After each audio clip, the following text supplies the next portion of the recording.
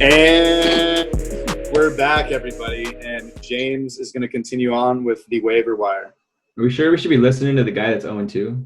Okay, Yeah. so Seems first and pretty foremost, suspicious. I just got wrecked by injuries this year, which I'm going to talk about first. So this last week, guys, it was brutal for NFL teams and fantasy owners alike. There was injuries that changed the landscape of not just the fantasy seasons, but also for NFL teams as a whole as well. Big names here. Christian McCaffrey's out 4 to 6 weeks with a high ankle sprain. Saquon Barkley, that's an ACL tear. He's out for the year. That's tough. That's picks 1 and 2 on pretty much everybody's board. Cortland Sutton, one of my main guys, one of my draft crushes, towards ACL as well, out for the season. Raheem Mostert for the Niners, MCL sprain. So these are some big name guys that, honestly, if you have them, listen to this episode, listen to this segment, because you're going to need some help. I was going to go over some updates for fantasy football, but, Eric just did that last. So we're going to move on to quarterbacks here. And we're going to start with Ryan Tannehill from Tennessee. He's currently 34.5% owned. In week 2, he had 26.7 points. Overall, he has 46.1 points. He is currently the 9th highest fantasy quarterback. He's ahead of Lamar Jackson. Against the Jags, he was 18 for 24, had 239 yards and 4 touchdowns. A lot of people typically avoided anybody on the Titans other than Derrick Henry because we all thought that they were going to be a run-heavy offense. But, man, we were wrong. It's almost split down the middle right now.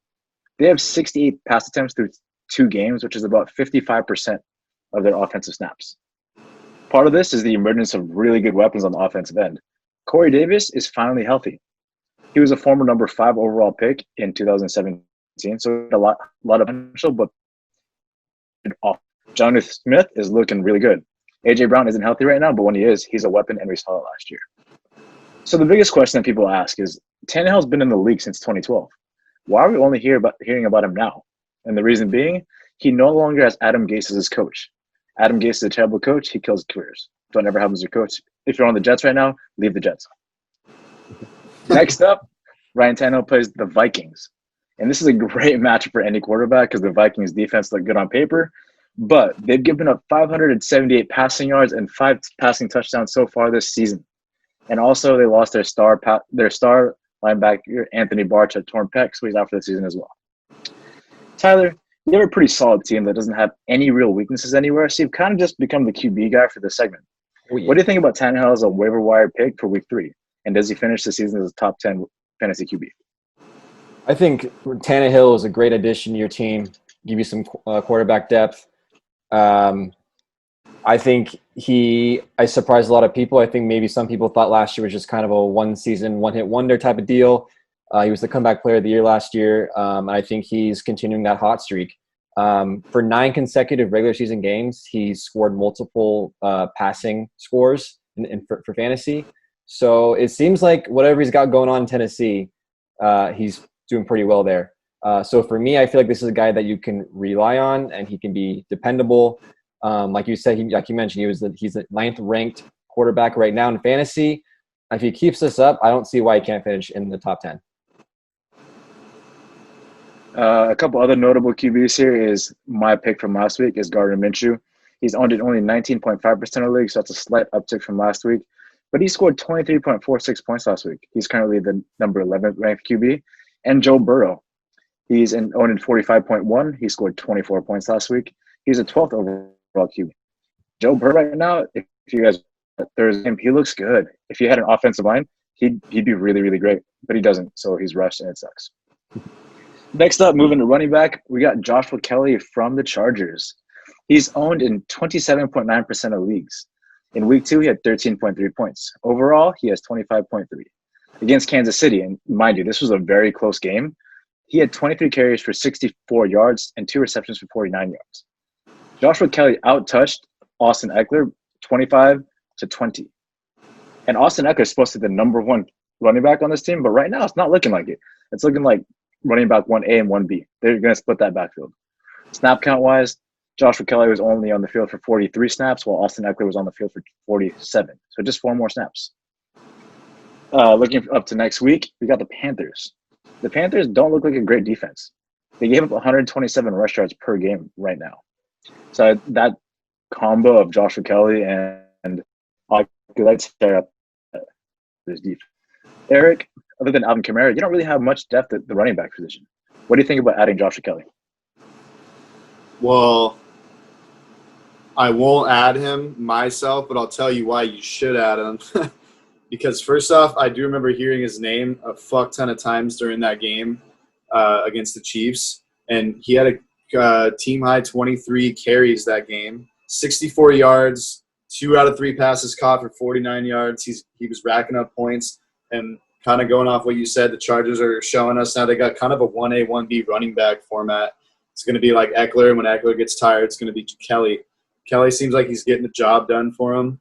I wouldn't pick him up on my squad because I picked up – who did I pick up? Robinson. You told me to pick up Robinson from the Jags in week 1, and I did. Or maybe that's another league, actually. Fuck. Maybe I will pick up in our league. I mean, I'm 2-0, so I'm not really worried about it yet. But he is a good pickup. He's going to get a lot of reps, and the more the merrier if you have him in fantasy. A couple of other notable running backs to look out for is Dion Lewis from the Giants. He's owned in 0.9% of leagues. He had 15.6 points last week. That's because Saquon Barkley went out. He's not going to be the number one guy. Breaking news here as of this morning. Devontae Freeman, used to be with the Falcons, just signed with the Giants. So he's going to be the number one guy for the Giants if he passes the COVID testing, which I think he will. And then Jerick McKinnon from San Francisco is owned in 19.1% of leagues. He's the 9th overall running back right now, which is kind of surprising because he's played in – I think he's had 20 snaps on the season, but he's making really good work of those snaps. Mostert's out. Tevin Coleman's out. Jerick McKinnon is next man up in a San Francisco team that runs the ball often. If he's open on your waiver wires, pick him up. Moving on to wide receiver here, we got Russell Gage from the Falcons. He's 20% of leagues. In week 2, he had 16.6 points. Overall, he has 37 points. That's 11th highest out of all wide receivers. He has more points than Julio Jones, Juju, Amari Cooper. Guys that were drafted in first 3 rounds, and he's beaten them. Against the Cowboys, he had 6 receptions with 9 targets, 46 yards, and a touchdown. He has the second most targets in week 2, and he has the second overall most targets for the season for the Falcons. The Falcons have a lot of mouths to feed, but Matt Ryan shows that he's up for it. This Falcons defense sucks. They're going to give up a lot of points. They're going to be in a lot of negative game scripts. He's going to have to throw the ball a lot. The Falcons are second in the league in passing yards with 350 passing yards per game. I know it's week 2, but it's a small sample size, but that's a lot of yards per game. Snap count-wise, you have Gage with 62 snaps. Calvin Ridley had 63 snaps. And right now, it's like Gage is on the field just as much as almost Matt. Crazy. Russell Gage is 3rd on the depth chart, but I don't think that matters anymore. Matt Ryan can sling the ball anywhere. He doesn't care. If you're open, you're going to get the ball. Next up, he has Chicago. They're going to be hard. That's a decent defense, but they're going to be hard-pressed to cover 3 elite wide receiver options. Trading, once again, T.Y. Hilton didn't do much for you. When you were watching football on Sunday, I noticed you were trying to make a trade for pretty much anybody in exchange for him. What are your thoughts on Russell Gage? Well, I'll give you my thoughts on T.Y. Hilton. No. No, I mean, yeah, week 2 caught 6 and 9. His latter part of the season last year, he was already starting to show signs of potential, and he's actually kind of just continued that trend, which is always good to see. He was getting, 8 targets a game towards the end of the last season and still getting targeted even after the return of Calvin Ridley. He's been targeted 21 times over the last 2 weeks and caught 15 for 160 and his TD. He has a lot of flex opportunity. If you see one of your wideouts fall or suck like T.Y. Hilton. He competes with Ridley and Julio Jones, which is my main concern. But like you said, it seems like Matt Ryan is willing to sling to anybody. I have him on watch right now. I do worry about the Bears this week. The Bears didn't let the Giants wideout or a Giants wideout allow more than 50 yards. And so they have some stopping power, which is worrisome.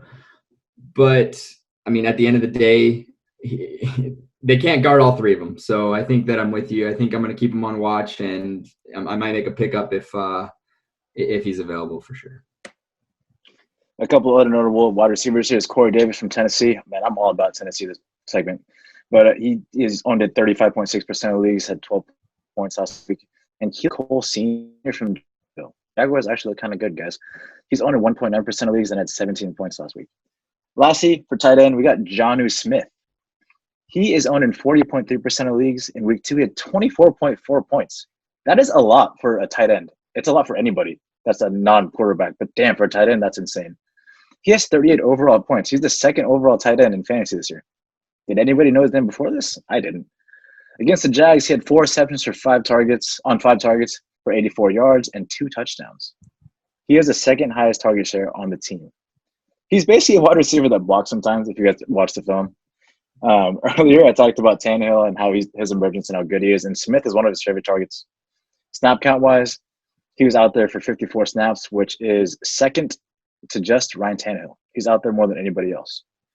It's worth noting right now that A.J. Brown is out, so he's still going to get a lot of target share. A.J. Brown's going to be out week to week with a injuries, and those take a long time. Next up, just like Ryan Tannehill, because they're on the same team, they have the Vikings. They give up a lot of pass yards. So this is initially for Alex, but Alex isn't here right now. So we're just going to go around the room here, and I'm going to see what you guys think. Tyler, let's start with you. Yeah, this guy kind of came out of nowhere this season. I believe this is his 4th year in the league. Didn't really do much in his first 3, but he's coming out in the first 2 weeks looking pretty good. So there is a risk there where you're like, okay, is this just, he's had a couple good weeks. Is he worth picking up? I think if you have a guy on your bench that is worth dropping and you want to pick this guy up just to see if he can contribute more, I think it's worth it. Definitely a guy to keep in mind. You never know when guys are going to be breakout stars, and this could be a guy you can catch early. So yeah, for me personally, I think I would take a good look at this guy, find someone on your bench that hasn't been producing, and pick him up and see where he goes. Eric? I mean, keep talking about that's the guy who's throwing to him every game, and that guy currently has made the least mistakes. It's only been 2 weeks, but 6 touchdowns, 0 picks, and 488 yards for Tannehill. And Jonnu Smith's current stats, 8 receptions, 3 touchdowns, and 120 yards, and he's averaging 15 yards a catch. So, yeah, Traden, you should pick this guy up since you're complaining about T.Y. Hilton. I mean, he's doing way better than him. Dog. Wait. I got Darren Waller here, boys. Darren Waller went off last night. That guy's tired all day, and I will him with my sneaky pick. You'll hear. So for me, if you don't have Darren Waller, pick him up. But if you have Darren Waller, don't worry about it because you got Darren Waller. You know what I mean? No, but seriously,